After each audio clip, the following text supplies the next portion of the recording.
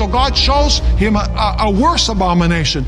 And Ezekiel says, Lord, this is terrible. God says, you haven't seen anything yet. I'm going to show you one that's worse.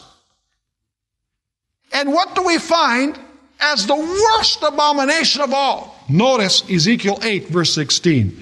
Then he said to me, have you seen this, O son of man? Turn again, you will see greater abominations than these. So he brought me into the inner court of the Lord's house. And there, at the door of the temple of the Lord, between the porch and the altar, were about 25 men with their backs toward the temple of the Lord and their faces toward the east, and they were worshiping the sun towards the east. What was the greatest abomination that was being committed among those who professed to be God's people? They were worshiping what? They were worshiping the sun. Does that have any end-time significance? It most certainly does. We're going to study that later on. Verse 17. And he said to me, have you seen this, O son of man? Is it a trivial thing to the house of Judah to commit the abominations? Notice the word again, the abominations which they commit here. For they have filled the land with violence.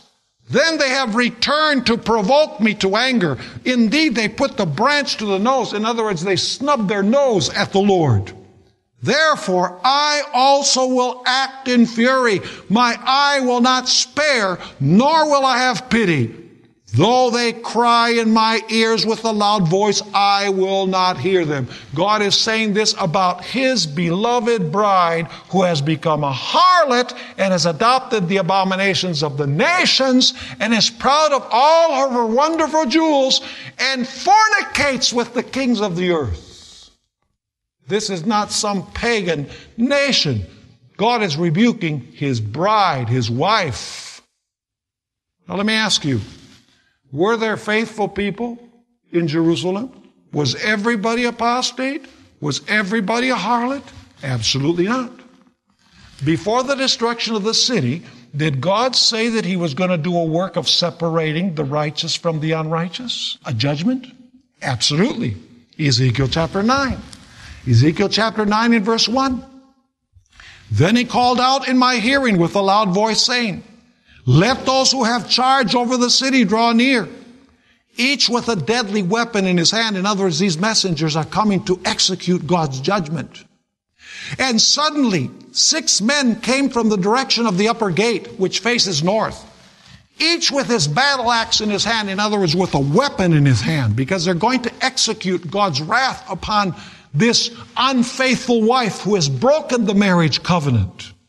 One man among them was clothed with linen and had a writer's inkhorn at his side. In other words, he had a seal. They went in and stood beside the bronze altar.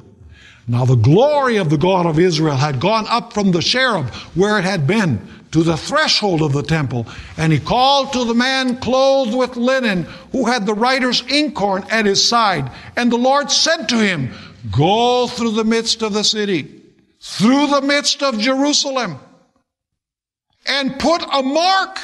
Where? Is there a mark in Revelation on the forehead? Absolutely.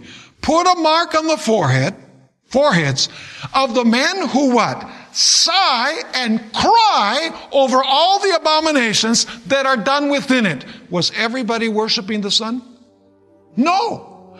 There were some faithful ones that were not worshiping the sun.